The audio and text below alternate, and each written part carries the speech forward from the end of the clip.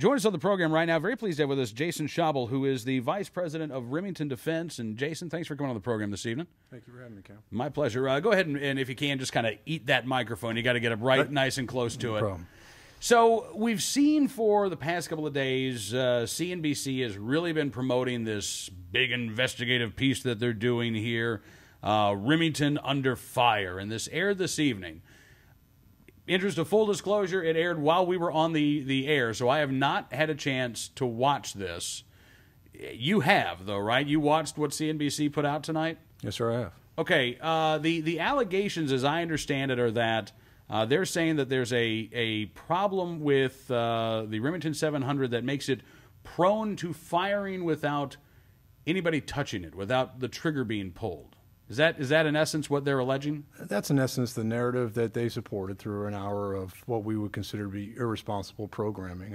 CNBC is targeted. We are the largest bolt-action manufacturer in this country, and obviously the most popular. Over about 5 decades, we've made over 5 million firearms, and they're enjoyed by a wide range of audiences. That's hunting, sporting, competition, and military and law enforcement. And CNBC squarely placed us in their crosshairs this evening to say that we have a defect, and they attempted to try to justify their thesis throughout with a loosely strung together series of data points that we feel relied more upon an emotional pull than the facts that we have as the manufacturer on hand. Were they able? I mean, this was an hour-long television show. Did they show this defect? I mean, were they able to replicate this?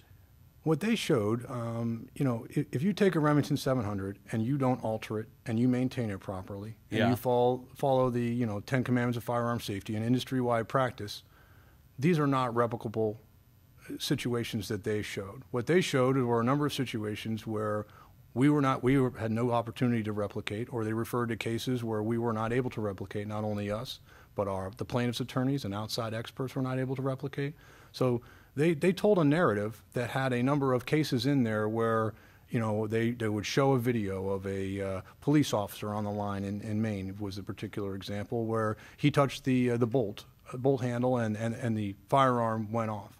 Now, the Maine Police Department never contacted Remington, never sent any of the guns back, never gave us the opportunity to replicate that particular malfunction that they purport is common to all 700 series firearms. And how do we know this? I mean, we've had complaints over 50 years going on to our 6th decade of the 700 being in service. Went into service in 1962. Wow.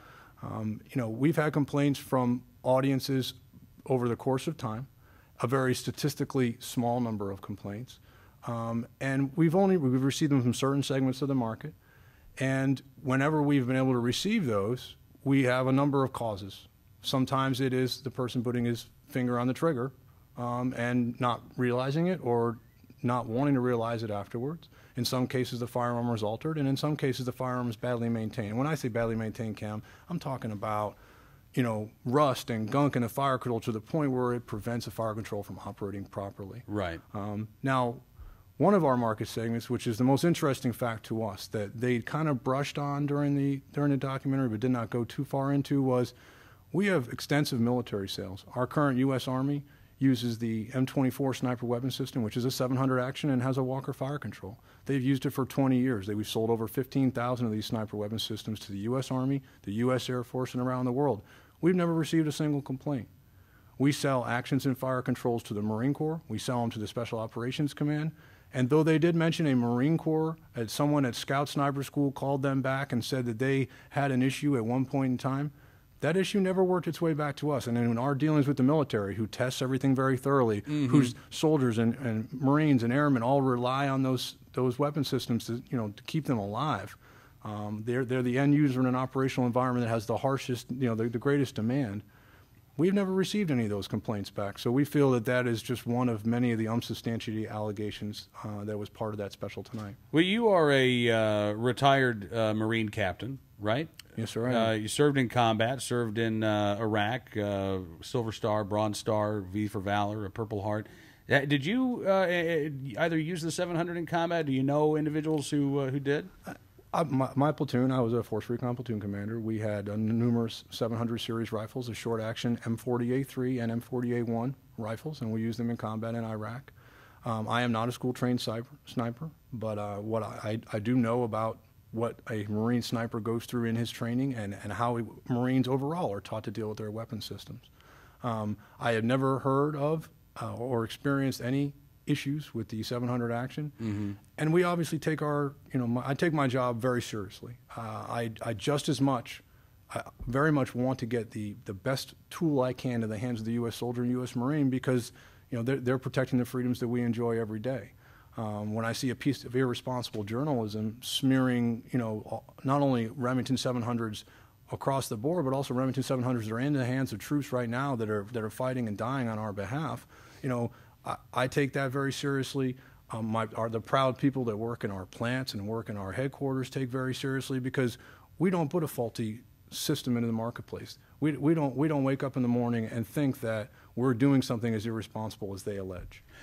Well, I thought it was interesting. From what I understand, we were talking during the break, and at the end of this big hour-long television production, apparently the CNBC, was it the reporter that said, and firearms are the only product sold that are not regulated by the the Consumer Protection Agency, the Consumer Product Safety Commission, and we thought that was a very interesting ending to the overall story. And I don't know when CNBC made the transition from a fact-based business reporting organization and then philosophically changed to start doing pieces like this, which are obviously because this is biased. like what the Coalition to Stop Gun Violence has been going after for years. They've got their whole thing. Teddy bears are more regulated than guns are in this country. But I mean, is this the push? Is that what they were going for? It seemed like they were wrapping it up with a call for, we need to regulate guns under the Consumer Product Safety Commission, along with all other kinds of products. And back in the 60s, there was an original push for that. But obviously the Second Amendment is something that we at Remington hold dear, and that all of our proud hunters and shooters who use the 700 platform and all of our other platforms take very seriously. I guess the hardest part for me watching this tonight is knowing that our proud owners around the world who've owned our guns for 10 years, 5 years, or 3 days that are going into hunting season tomorrow are going to watch CNBC and think about it.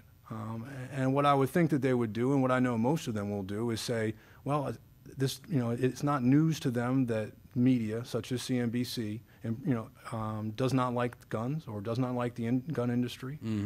I think that they're going to go out and say, my gun has served me for the last 10 years or 50 years, and it's no different than it was yesterday just because CNBC said something was different.